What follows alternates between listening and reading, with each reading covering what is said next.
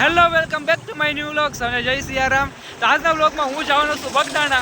તો થોડીક હવે કે ને જલ્દી ટાઈમની સમયની ઓલી છે એટલે જલ્દી પહોંચી જાય, કારણ કે મારે આરતીના ટાઈમે પહોંચવું છે. એટલે તરત હું મારી ગાડી લઈને જાઉં છું બગદાણા. ફૂલ વરસાદનો માહોલ છે એટલે રસ્તામાં વરસાદ નડશે એટલે સીધા આપણે બગદાણા જઈને પહોંચશું. ચાલો આપણે બગદાણા મળીએ. તો ફાઇનલી મિત્રો અમે તમારા બગદાણા પહોંચી ગયા છીએ. જો વરસાદમાં હતા એટલે પલ્લી ગયા છે તમને જો બતાડો એ ધજા. જો ફાઇનલી આપણે બગદાણા પહોંચી ગયા છીએ. અમે ચપ્પલ ને બધું મૂકી દીધું છે અને હવે આપણે જાવું અંદર. વરસાદ જો ચાલુ જ છે બધે, તો આપણે જઈએ અંદર.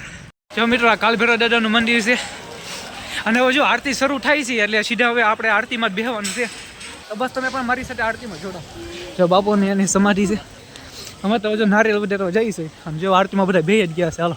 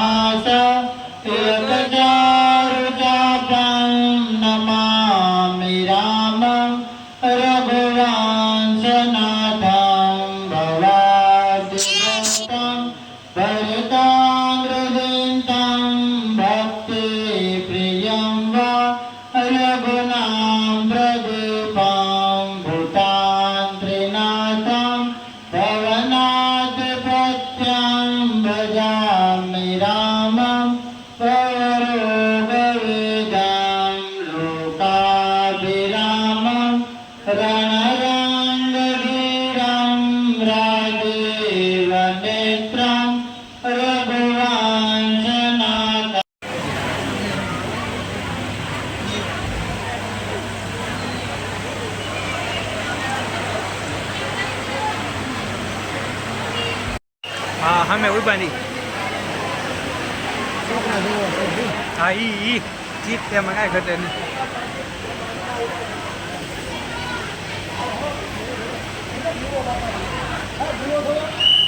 ફાઇનલી આપણે જો બાબાના દર્શન કરી લીધા છે ને આરતીના પણ દર્શન કરી લીધા છે. તો મિત્રો અત્યારમાં જો વરસાદ ચાલુ છે એટલે એક બાજુ ઊભા છે શાંતિથી. મારે આપણે આરતીમાં જ જે હતું મેન કે આરતીમાં રહેવાનું, આરતીમાં આપણે બેઠા અને આરતીનો મોજ માણી.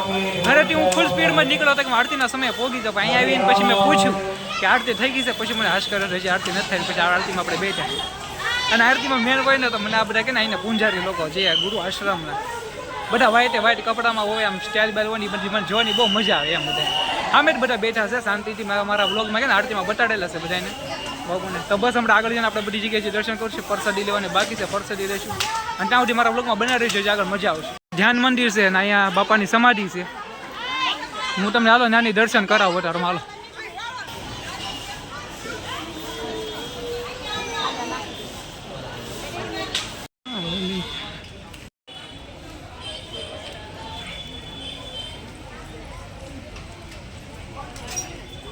જો તમને વાય વડલો જે દેખાતો હશે એ વડલામાં ભુજંગદાસ બાપાની છબી દેખાય છે. હું તમને બતાડું, જો તમને દેખાય તો તમે દર્શન કરી લેજો.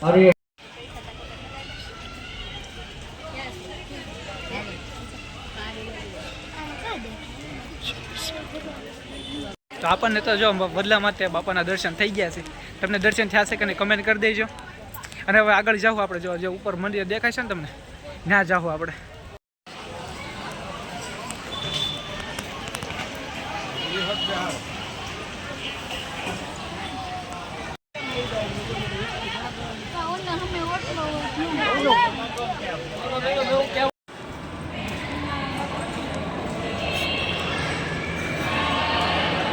અંદર જે મૂર્તિ છે ને એ કે ને બાપાની ચાંદીની મૂર્તિ છે, સાચી ચાંદીની.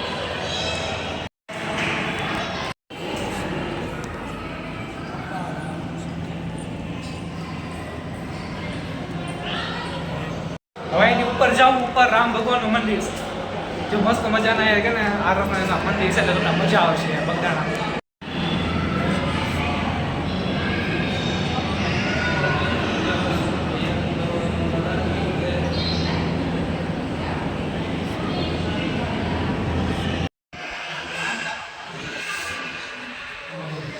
અહીંનો વ્યૂ જુઓ તમે, કેવો મસ્ત મજાનો છે.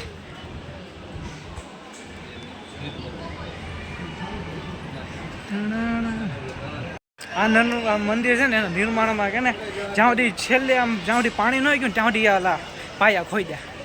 અને જ્યાં સુધી પાણી આવી ગયું પછી તે બધા કે ને મંદિર આખું બનાવ્યું. અને એક એક મુહૂર્ત આવે તારે એક એક પાણો મૂકવાનો, એવી રીતના આખા આરસના મંદિરનું કે ને નિર્માણ થયું છે.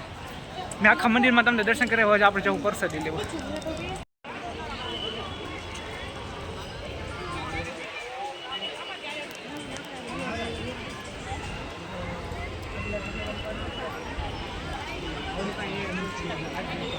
હવે અહીંથી સીધો જેવા અન્નપૂર્ણામાનું મંદિર છે.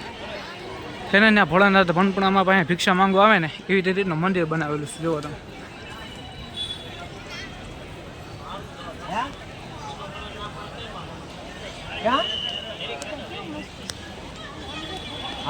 કેવી સરસ મજાની મૂર્તિ છે ભગવાનની.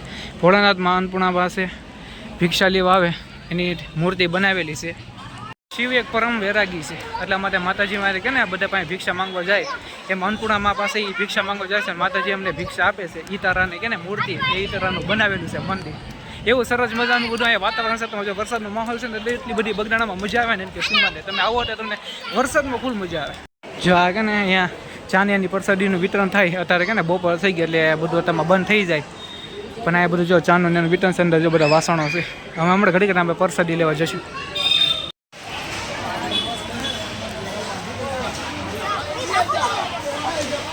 જો અહીંયા કે ને રોજ હજારો ને લાખો જણાના બધાને કે ને ભોજન બનતું હોય અને બધા ભક્તો અહીં પ્રસાદી લેવા આવે બાપાની. અને અહીંયા બધું કે ને બધું લાકડા ઉપર જમવાનું બધું બને. એકેય રીતનો ગેસનો બાટલો ને એવું કાંઈ નહીં. એવી બધી અહીં વ્યવસ્થા છે ને કે આખા ગુજરાતમાં નંબર 1 ભોજનશાળા હોય તો બગદાણાની એવી રીતના છે બધું. જો થાળી આવી ગઈ છે તમારા ભગદાનદાસ બાપાને કે ને આપણને પ્રસાદી મળશે બાપાની સાથે આપણે જમશું. જો પ્રસાદી આવી ગઈ છે હવે આપણે કે ને પ્રસાદી શરૂ કરીશું. અત્યારે આપણે બાપાની પ્રસાદી લઈ લીધી છે. હવે થોડી વાર આરામ કરશું પછી જાઉં મામાના ઘર બાજુ. ઓકે.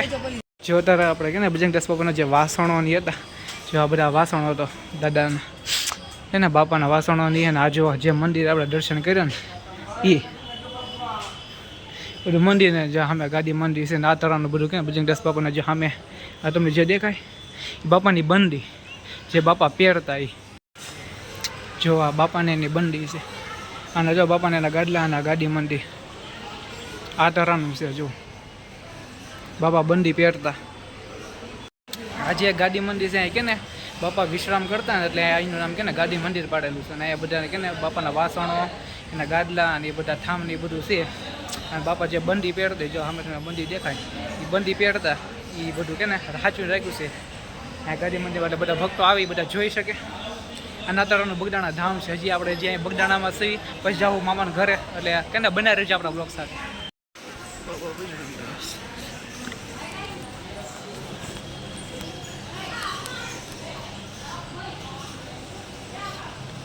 સમિટતામાં આપણે આરામ કરી લીધો છે. હવે જાવું બાપાની ચાની પ્રસાદી લેવા.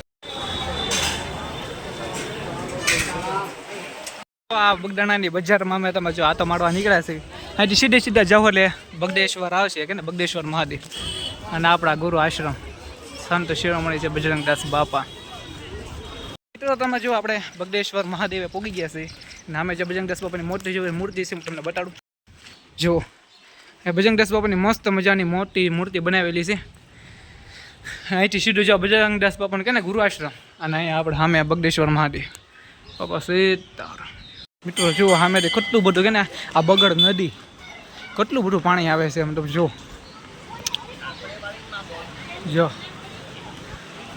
અહીંયા બધા તમે નાહી છે, આમ જો તો ખરી પાણી જ જો આવી. જો આ બગડ નદી,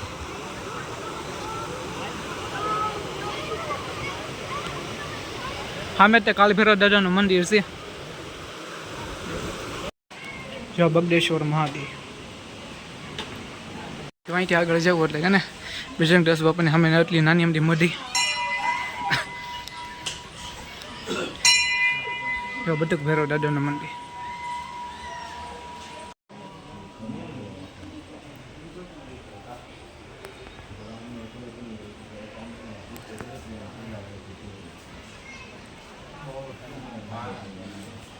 સીધા આપણે અહીંથી સીધા ઘર બાજુ જઈશું, કારણ કે બહુ મોડું થઈ જાય ને સમય ન એટલામાં કે ને તંગી છે, એટલે આપણે સીધામાં ઘર બાજુ જઈશું. તો સીધા ઘરે જઈને તો આપણે બ્લોગમાં પાછા કેને ફોન થઈશું. બસ મિત્રો અત્યારે જો રાત પડી ગઈ છે, સીધા અમે ઘરે જ પહોંચી ગયા છીએ અને આરામ કર્યું છે એટલામાં. તો આજના બ્લોગમાં તમને કેવી મજા આવી એ કમેન્ટ કરી દેજો, લાઈક કરી દેજો, શેર કરી દેજો, અને આપણો ફૂલ બ્લોગ આખો જોઈજો. અને આપણા ચેનલને સબસ્ક્રાઈબ કરતા ભૂલતા નહીં, અને કે ને કમેન્ટમાં બાપા સીતારામ લખતા ભૂલતા નહીં. તો બસ ફરી મળીશું આપણે આપણા નેક્સ્ટ વ્લોગમાં. ત્યાં સુધી સૌને જય સિયારામ.